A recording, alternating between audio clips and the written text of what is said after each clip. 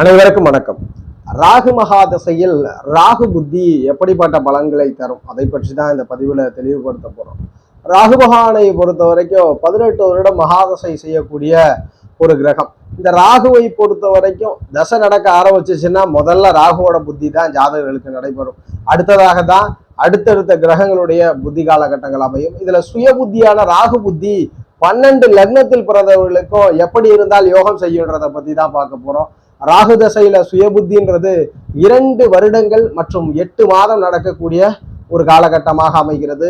இந்த ராகு தசை சுயபுத்தியில ராகுனுடைய காரகங்கள் அப்படியே ஜாதகர்களுக்கு வெளிப்படும். ஏன்னா வேற கிரகங்கள் தொடர்புல இல்லை, வேற கிரகத்தோட புத்தி காலகட்டம் இல்லை. அப்ப இந்த ராகு மேஷம் முதல் மீனம் வரை எப்படி அமைய வேண்டும் என்றால் முழுவதுமாக சுபர்களுடைய தொடர்புகளை தான் இருக்கணும். ஒன்று லக்ன சுபரோ அல்லது இயற்கை சுபரோட தொடர்புல இருக்கணும். இதுல இயற்கை சுபர்களுடைய தொடர்புல இருந்தா எப்படி இருக்கும், லக்ன சுபர்களுடைய தொடர்பு எப்படி இருந்தால் எப்படி இருக்குன்றதையும் பார்த்துடலாம். அதற்கு முன்பு ராகுனுடைய காரகங்களை பார்த்து விடலாம். பொதுவாகவே ராகுவை போகக்காரகராக ஜோதிடம் வரையறுக்கிறது. ஏனென்றால் இதிலுமே திருப்தி அடைய தெரியாத ஒரு கிரகம், வேண்டும் வேண்டும் என்ற ஆவல் மட்டும் இருக்கக்கூடிய ஒரு கிரகம், கடல் நீரை பருகினாலும் தாகம் தீராத ஒரு கிரகமாக வரையறுக்கலாம். ஏன் சொல்றோம் அப்படின்னா, நம்ம இன்னும் எளிதில் புரிஞ்சுக்கணும்னா, நம் முன்னோர்கள் பாம்புனுடைய தலைப்பகுதியாக வரையறுத்திருக்கிறார்கள். இது ஏன் வரையறுத்திருக்கிறார்கள்னா, கண்டிப்பாக ராகுனுடைய குணமும் அப்படித்தான். வேண்டும் வேண்டும் என்ற தேடல்கள் அதிகரித்து கொண்டே இருக்கும். இதனால தான் ராகு பகவானை பொறுத்த வரைக்கும் 2, 7, 8ஆம் இடங்கள்லாம் அமர்ந்துருச்சுன்னா அந்த ஜாதகருக்கு தாமதப்பட்டு குடும்ப வாழ்க்கை அமைக்குது. அதுபோல 5ஆம் இடமும். காரணம் அந்த பாவத்தை பெரிதுபடுத்திக்கிட்டே இருக்கும். அந்த பாவத்தை பற்றி ஜாதகருக்கு சிந்தனை இருக்காது. அப்படின்றதால தான் திருமணமும் தடைபட்டு நடக்கிறத பார்க்க முடியும். அந்த வகையில ராகு பகவானை பொறுத்த வரைக்கும் தசை நடக்குதுன்னா அந்நிய இனம், அந்நிய மதம் இதெல்லாம் தொடர்பு ஏற்படுத்தி கொடுக்கும். அதுபோல் ராகு பகவான் 6, 8, 12 5ஆம் இடத்திலோ 9ஆம் இடத்திலோ இருக்கும் பொழுதெல்லாம் வெளிநாடு தூரதேச பிரயாணங்கள் ஏற்படுத்தி கொடுப்பார். தொலைதூரம் பயணங்களை ஜாதகர் மேற்கொள்ள வேண்டி இருக்கும். அதுபோல் ராகு தசை ஆரம்பிச்சதுமே ஜாதகருக்கு ஒரு அகோர பசி, யாராலுமே கட்டுப்படுத்த இயலாது, யார் சொல்வதுமே கேட்காத ஒரு நிலைகள் ஜாதகருக்கு ஏற்படுத்தி கொடுக்கும். அதுபோல அந்த ராகு பகவான் ஒரு மனிதனை மிக குறுகிய காலகட்டத்துல பெரிய நபரா மாற்றுவார். உதாரணத்திற்கு ராகு மகாதசை உங்களுக்கு நடக்க போகுதுன்னா செவ்வாய் தசையில கண்டிப்பா பயணப்பட்டிருப்பீங்க. செவ்வாய் உங்க ஜாதகத்துல வலுப்பெற்று இருந்தால் பூமி யோகம், பொருளாதாரம் அத்தனையுமே கொடுத்திருப்பார். அந்த செவ்வாயினுடைய காரகங்களான சகோதரர் ஆதாயம் எல்லாம் கொடுத்திருப்பார். பூமி நிறைய யோகம் கிடைச்சிருக்கும். தொழிலையும் நல்ல வெற்றிகள் கொடுத்திருப்பார் இந்த செவ்வாய் பகவான். அதே செவ்வாய் அவயோகரா இருக்கிறாருன்னா செவ்வாய் மகாதசையில பூமி இழப்புகளை சந்தித்திருப்பீங்க. வீண் கோர்ட்டு கேஸ், வம்புகள், விபத்துகள் எல்லாம் சந்திச்சிருப்பீங்க. சகோதரரான சாதகம் இல்லாத நிலையெல்லாம் இருக்கும். என்னவா இருந்தாலும் இந்த செவ்வாதசை முடிச்சுட்டு அடுத்து இந்த ராகு மகாதசையில அடியெடுத்து வைக்கக்கூடிய நிலைகள் இருக்கும். அப்ப ராகு என்ன பண்ணுவாருன்ற தேடல் எல்லாருக்குமே இருக்கு. ராகு பகவானை பொறுத்த வரைக்கும் ஷார்டஸ்ட் எந்த அளவுக்கு உயர்நிலைக்கு கொடுக்கிறாரோ அது போல உயரிய நிலையில் இருப்பவரை நிலைகுலையவும் செய்வார். ஜாதகரை ஒரே இடத்துல திக்கு திணறு தெரியாமல் அங்கேயே அமர்த்தி விடக்கூடிய பெரும் முன்னேற்றம் இல்லாத நிலையை ராகு கொடுப்பார். எதுவாயினாலும் ராகுனுடைய வீரியம் மிகப்பெரியது. எதையுமே துரிதமாக செய்யக்கூடிய கிரகம் என்பதனால ஒரு மனிதன் பெரும் கோடீஸ்வரன் ஆவதற்கும் பெரும் புகழ்பெற்ற நபராகுவதற்கும் துறைகளிலே மேலோங்கி வருவதற்கும் இந்த ராகு சப்போர்ட் பண்றார்.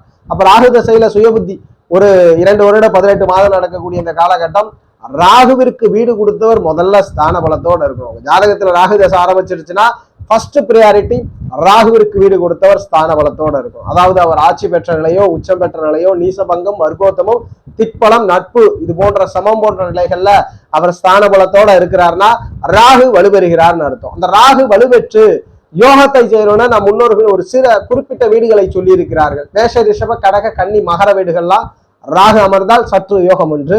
அதுபோல் உபஜய பாவங்கள் 3, 11ஆம் பாவம், 6ஆம் பாவங்கள் எல்லாம் 6ஆம் விட 10ஆம் பாவங்கள் எல்லாம் அமரும் பொழுது யோகம் செய்கிறார் அப்படின்றத சொல்லியிருக்கிறேன். எதுவாயினாலும் ஜோதிடத்துல பொது விதிகள் வேண்டாம். இந்த வீடியோல ஓரளவுக்கு டீப்பாவே பார்ப்போம். உங்களுடைய சுய ஜாதகத்தில் ராகு அமர்ந்த வீட்டதிபதி முதல் விஷயம் அழுக்கணும். அடுத்ததாக உங்கள் லக்ன யோகரோட தொடர்பை அவர் பெற்றிருக்கணும்.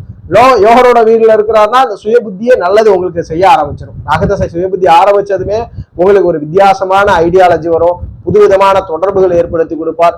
பெரிய மனிதர்களுடைய தொடர்பு ஏற்படுத்தி கொடுப்பார். நெட்வொர்க் மூலியமாக ஆதாயம் கிடைக்கும். ஏன்னா ராகுன்றதே திரைமறைவில் நடக்கக்கூடிய சினிமா முதற்கொண்டு ராகுவோட கண்ட்ரோல் தான். மீடியா ராகுவோட கண்ட்ரோல் தான். புதன் மீடியாவுக்கு ஆதிபத்தியம் பெற்றாலும் கூட ராகு அதில் உங்களை புகழடை செய்வார். அதுபோல டெக்னாலஜி யூஸ் பண்ணி பெரிய லெவல்ல வர்றது, வெளிநாடு தூரதேசங்கள் போய் ஜாதகர் சம்பாதித்து அதில் வெற்றி பெறுவது, தொலைதூரங்களுக்கு சென்று பெரும் ஜீவனம் சம்பாதிப்பது, தொலைதூரத்திலேயே உங்களுடைய பெயரை அங்கு உறுதியாக பதிக்கிறது, இது போன்ற விஷயங்களுக்கெல்லாம் ராகு தான் சப்போர்ட் பண்றார். அப்ப அந்த ராகு ஃபர்ஸ்ட் விஷயம் லக்னத்திற்கு யோகரோட வீட்டுல அமரணும். இருளா இருக்கட்டும் ஒளியா இருக்கட்டும், எப்படி இருந்தான்னா ராகு நேர்மையா உங்களுக்கு செயல்படணும். நேர்மையான ராகுவா இருக்கணும்னா குரு சுக்கிர புதன் போன்ற சுபர்களுடைய தொடர்புல இருக்கணும். ஏதோ ஒரு வகையில நேர்மையோ அவயோகமோ ஜாதகருக்கு ராகு நல்லதை பண்ணணும்னா லக்னத்திற்குன்ற யோகம். இப்ப மேஷ லக்னத்தெல்லாம் பிறந்திருக்கிறீங்க, மேஷ விருச்சகம்னா விருச்சக மனையிலோ மேஷ மனையிலோ அமர்ந்திருக்கிறார் ராகு தசை சுயபுத்தினா உங்களுக்கு ஃபேவர் பண்ணும். வீட்டதிபதி வலுத்து இருக்கணும் அப்படின்றதுதான் உறுதி. அதுபோல் நீங்கள் ரிஷப துலாத்துல பிறந்திருக்கீங்கன்னா மகர கும்பத்துல இருந்தா கூட ஓகே தான், கும்பமனையில இருந்தா கூட நல்லதுதான் பண்ணி கொடுக்குறார் அப்படின்றத உறுதிப்படுத்தணும். முதல் பாயிண்ட், ராகுவிற்கு வீடு கொடுத்தவர் ஸ்தான பலத்தை பெறணும். அடுத்த விதி, ராகு எந்த வீட்டில் அமர்கிறாரோ அந்த வீடு லக்னத்திற்கு யோக வீடா இருக்கணும். நிறைய பேருக்கு சந்தேகம் வரலாம், மறைபாவத்துல அமர்ந்துறாரு, மறைபாவம் அந்த அளவுக்கு யோகம் இல்லையே, மேஷ லக்னமா இருக்கிறீங்க, கண்ணியில் ராகு இருக்கிறார், என்ன பண்ணி கொடுப்பார்? அந்த ராகுவை குரு பகவானுடைய பார்வையில் இருக்கணும். அப்படி இருந்துட்டாருன்னா ஒரு நல்ல ஒரு முன்னேற்றம், நல்ல பொருளாதாரம், நல்ல செல்வத்தை வேலையின் மூலியமாக கொடுத்துறார். ரொம்ப அடுத்தபடி அப்புறம் விதிகள்ல யோகரோட தொடர்புல இருக்கணும், வீடு கொடுத்தவர் வலுக்கணும், இதுதான் விதி. மற்றபடி எங்க வேணாலும் அவர் இருந்துட்டு போட்டோம். ராகு சுய புத்தியிலிருந்து உங்களுக்கு சாதகமாக செயல்பட்டு விடுவார். அவருடைய குணங்களான அந்த பெரும் வீகம், பெரும் முயற்சி, பெரும் அறிவாற்றல் எல்லாமே உடனடியாக கொடுக்க ஆரம்பிச்சிடும். சுய புத்தியிலிருந்தே உங்களுக்கு கிடைக்க ஆரம்பிச்சிடும். ஆனால் முழுக்க முழுக்க ராகு யோகர்களோட இயற்கை யோகரை விட உங்க லக்ன யோகம், ஏன்னா நம்ம நேர்மை அவயோகம் அதெல்லாம் தாண்டி வந்துட்டோம். ராகு யோகம் செய்யணும், யார் என்ன நினைச்சா நான் சமூகத்துல நான் பெரிய ஆள் ஆகணும் அப்படின்றவங்களுக்கு சரி, எல்லோரும் நல்லா இருக்கணும், நானும் நல்லா இருக்கணும்னு நினைச்சு பெரிய ஆள் ஆனாலும் சரி, எதுவானாலும் ராகு ஒருவரை உயர்த்துவதற்கான அமைவை பார்க்கலாம். மேஷ லக்னத்துல நீங்க பிறந்திருக்கிறீங்க, ராகு பகவான் லக்னம் முதல் 12 பாவத்துல எங்க வேணாலும் அமர்ந்துட்டு போட்டோம். வீடு கொடுத்தவர் வலுப்பெற்று ராகு குருவோட தொடர்போ செவ்வாயோட தொடர்போ பெற்றிருக்கிறார்னா மிகப்பெரிய யோகத்தை செய்து விடுவார். அதுபோல் ரிஷப லக்னத்துல பிறந்திருக்கிறீங்க, ராகு பகவானை பொறுத்த வரைக்கும் எங்க வேணாலும் அமர்ந்துட்டு போட்டோம். ஸ்தான பலத்தை வீட்டதிபதி பெற்று அந்த ராகுவோடு சுக்கிர புதன் தொடர்பு கொண்டால் யோகம், சனி பகவான் தொடர்பு கொண்டால் யோகத்தை கொடுப்பார். நிறைய பேர் சந்தேகம் வரலாம், ராகு சனி காம்பினேஷன்லாம் அந்த அளவுக்கு யோகம் இல்லையேன்னு. ஆனால் ரிஷபத்தில் பிறந்தவர்களுக்கும் துலாத்தில் பிறந்தவர்களுக்கும் யோகம் செய்வார். மிதுனத்துல பிறந்திருக்கிறீங்க, ராகு ஸ்தான பலத்தை பெற்று புதனுடைய தொடர்பு, சுக்கிர தொடர்பு, குருவனுடைய தொடர்பு மிகப்பெரிய யோகம், சனி பகவானுடைய தொடர்பும் யோகத்தை செய்து கொடுக்கிறது. கடகத்துல பிறந்திருக்கிறீங்க, ராகு வலுப்பெற்ற நிலையில் அமர்ந்து ராகுவோடு குரு தொடர்பு கொள்வது, செவ்வாய் தொடர்பு கொள்வது முதன்மையான யோகத்தை செய்து விடுகிறது. அதுபோல் நீங்கள் சிம்ம லக்னத்துல பிறந்திருக்கிறீங்க, ராகுவோடு குரு தொடர்பு கொள்வது முதன்மையான யோகத்தை கொடுக்கிறது. சுக்கிரன் தொடர்பு கொள்றது யோகத்தை கொடுக்கிறது. புதனும் யோகத்தை கொடுக்கிறார். புதனுக்கு பிறகு சுக்கிரன். கனியில் பிறந்திருக்கிறீங்க, புதன் சுக்கிரன் யோகத்தை செய்கிறார். அதுபோல் துலாத்தில் பிறந்திருக்கிறீங்க, சுக்கிர புதன் சனி யோகத்தை செய்கிறார்கள். அதுபோல நீங்க விருச்சகத்துல பிறந்திருக்கிறீங்க, உங்களுக்கு புதனோடு குரு தொடர்பு கொள்வது யோகத்தை கொடுக்கிறது, சுக்கிரன் தொடர்பு கொள்வது யோகத்தை கொடுக்கிறது. அதுபோல செவ்வாய் தொடர்பு கொள்வதும் யோகத்தை கொடுக்கிறது. தனுஷில் பிறந்திருக்கிறீங்க, குரு புதன் மிகப்பெரிய யோகம், செவ்வாயும் யோகத்தை கொடுக்கிறது. மகர லக்னத்துல பிறந்திருக்கிறீங்க, ராகுவோடு சுக்கிர புதன் தொடர்பு கொள்வது முதன்மையான யோகத்தை கொடுக்கிறது. அதுபோல் நீங்கள் பிறந்தது கும்பத்தில், சுக்கிர புதனுடைய தொடர்பு யோகம், குருவனுடைய தொடர்பும் யோகம். நீங்கள் மீனத்தில் பிறந்திருக்கிறீங்க, குரு செவ்வாயினுடைய தொடர்பு மிகப்பெரிய யோகம், புதனுடைய தொடர்பும் யோகத்தை கொடுக்குது. இப்ப இந்த பதிவுல தொடர்பை பார்த்தோம். ராகு இந்த கிரகங்களோட எல்லாம் தொடர்பு கொண்டிருக்குன்னா சுய புத்தியில இருந்தே உங்களுக்கு வேலை செய்ய ஆரம்பிக்க போகிறது, நல்ல பலனாக வேலை செய்ய ஆரம்பிக்க போகிறது. இதற்கு விதியில லக்ன யோகரோடு தொடர்பு கொண்டு ராகுவிற்கு வீடு கொடுத்த வலுத்திருந்தால் சுய புத்தியிலிருந்தே உங்களுக்கு வெற்றி. எப்படி வெற்றி கிடைக்கும்? எந்த ஆதிபத்தியத்தில் அமர்கிறாரோ அந்த ஆதிபத்தியத்தின் வாயிலாக கிடைக்கும். உதாரணத்திற்கு ராகு பகவான் லக்னத்திலே இருக்கிறார்னா நீங்கள் எண்ணம் செயல் அத்தனையுமே பெரிதுபடுத்தப்படும். நீங்கள் ஒரு பிரபலமான நபராக மாற்றுவீர்கள். உங்களுக்கு அதிக ஐடியாலஜி தோணும், அதிக விதமான வியூகங்கள் தோணும். ராகுவிற்கு வீடு கொடுத்த கிரகம் வலுத்து இருக்கும்போது இவ்வளவு தோணும். ஆனால் அந்த ராகு செயல்படுத்துவதற்கு உங்களுடைய பாவத்தில் எந்த பாவம் வலுக்கிறதோ அதன் மூலியமா செயல்படுத்தி கொடுப்பார். 2ஆம் இடத்துல இருந்தாலும் அதே போலதான், தூரதேச பிரயாணங்கள் வெற்றிகள் அத்தனையுமே கொடுத்துருவார். ஆதிபத்திய ரீதியில எந்த வீட்டில் அமர்கிறாரோ அந்த வீட்டின் மூலியமாக செய்வார். இப்போ உதாரணத்துக்கு 8ஆம் இடத்துல அமர்ந்திருக்கிறார்னா வெளிநாடு, தூரதேசம், இடமாற்றங்கள், புதுவிதமான வியூகங்கள், இதுவரைக்கும் செய்யாத ஒரு விஷயத்த முயற்சியை செஞ்சு பார்த்துருவீங்க. 9ல இருந்தாருன்னா தொலைதூர பயணம், தொலைதூர ஆதாயங்கள்லாம் கொடுத்து வெளிநாடு தூரதேசத்திற்கு ஏற்படுத்தி கொடுப்பார்.